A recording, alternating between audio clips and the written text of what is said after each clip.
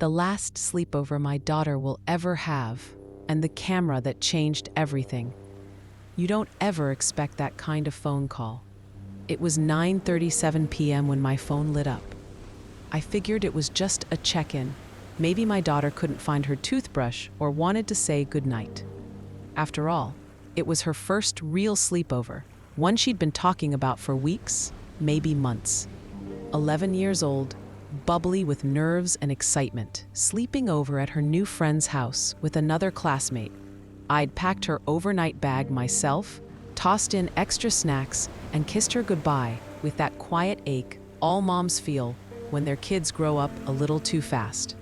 But when I answered, I didn't hear a child excited to stay up past bedtime. I heard fear, a shaky voice. "Mom, can you come get me?" Something in her tone punched through my chest. I grabbed my keys without asking questions. By the time she slid into the passenger seat, I could see it all over her face. Something was wrong. Really wrong. And that's when she told me, "Mom, there were cameras in the bedroom." She told me everything on the drive home. Her voice cracked, but not from tears. It was the voice of a child holding in so much confusion, discomfort, and self-doubt that it spilled out in fragments, like trying to tell a dream you're scared might be real. There were two of them, I think, mounted up high on opposite walls. When I asked about it, her parents said they were security cameras, but they said they were turned off. She paused. "But one of them had a little red light on, Mom. It was blinking. I know it was on." I felt my grip on the steering wheel tighten. My mouth went dry, and then I got really uncomfortable, so I put a shirt over the one I could reach. I didn't want it watching me. I didn't even get changed in the room. I went to the bathroom. Smart. So painfully, impressively smart. But then, she took a breath. Her mom came in and took the shirt down, didn't say anything, just removed it and walked out. My stomach flipped. I didn't know what to say. It wasn't just a camera. It was the unspoken message behind it. The removal of her attempt to reclaim her privacy. The silence that followed. "Mom, I know I might be overreacting, but something felt really off. It didn't feel like a sleepover. It felt like a trap." That word, trap, shattered me. I didn't even realize I had tears in my eyes until we got home and I hugged her.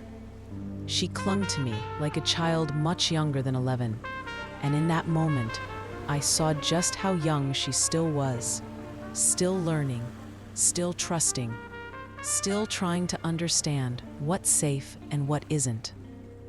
That night, neither of us slept. My mind spiraled. I questioned everything. Did I miss a red flag with the other mom? Should I have asked more questions? Why would anyone need surveillance cameras in their child's bedroom, let alone during a sleepover? I kept thinking about the other girls, the one who lived there, the friend who stayed behind. What if they didn't notice? What if they did get changed in the room? What if there was footage? I couldn't let it go. I had to do something. The next day, I called the other girl's mom, the one who stayed at the sleepover. I kept it simple, just explained what my daughter had told me. She was calm, concerned, and said she would talk to her own daughter. No defensiveness, just a quiet alarm ringing between two mothers, trying to figure out the right thing to do. I also called the hosting mom. I didn't go in with anger, just facts. She picked up, polite but wary, and I told her what my daughter experienced. She listened. She didn't deflect. She didn't accuse. In fact, she apologized. She explained that the camera in her daughter's room was a monitor they had installed years ago. Something to do with the fact that the room sits above the garage, which can be accessed from the outside. Her husband works away for long stretches, and she said the cameras around the house are for security, nothing more. She insisted the camera was inactive, that it wasn't being watched, that she didn't think about how it might come off to others because, in her words, it's just always been there. She told me this was her daughter's first sleepover. that she was sorry my daughter felt uncomfortable, and that if she had known, she would have moved her to a different room. I asked about the shirt being removed. She denied doing it, said maybe it just fell, maybe someone else did, but she didn't. I wanted to believe her. I still want to believe her. She was respectful, apologetic. Not once did she get defensive or accuse my daughter of lying. That mattered, and I appreciated it. But even with all of that, the explanation, the apology, something still doesn't sit right with me. Not because I think she's evil, not because I think there's a conspiracy, but because a child felt unsafe. That's what this comes down to. Not the logistics of one camera versus two. Not whether the red light really meant recording. Not whether the shirt fell or was removed intentionally. It's the fact that my daughter, my smart, intuitive, brave little girl, trusted her gut and asked to come home. She didn't try to tough it out. She didn't second-guess herself into staying where she wasn't comfortable. She called me, and that matters. It's the kind of decision you hope your child can make if they're ever in a situation where something feels off. Not necessarily dangerous, not overtly wrong, but just not right. It's the kind of emotional intelligence we don't give kids enough credit for. The kind that doesn't come from lectures, but from feeling safe enough to listen to themselves. And she did. She knew something wasn't okay, even if she couldn't fully explain why. And she acted on it. And the moment I realized that, really sat with it, I broke down. I cried because I was proud. And I cried because I was terrified. Because no matter how safe you think your community is, no matter how well you think you know the parents of your child's classmates, no matter how many times you tell yourself these things don't happen here, the world has a way of reminding you that trust has to be earned, and even then, cautiously given. In the days that followed, I shared everything with my family.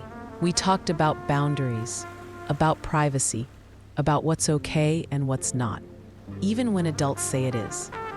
We talked about how it's okay to change your mind, how it's okay to say, I don't feel safe, even if you can't give a reason that makes sense to someone else. And most importantly, we talked about how proud I was of her, how that one phone call meant more than she realized. She told me she doesn't want to go back to that house, and I told her she doesn't have to. This isn't about holding a grudge or creating drama. It's about honoring her voice, trusting her instincts, protecting her sense of agency. The other mom did everything right after the fact. She apologized. She gave context. She offered compassion. But the truth is, cameras in a child's bedroom, especially when guests are present, are just not okay. Intent doesn't erase impact. And while I can't control how others raise their kids, I can control how I respond when something doesn't feel right. So I did.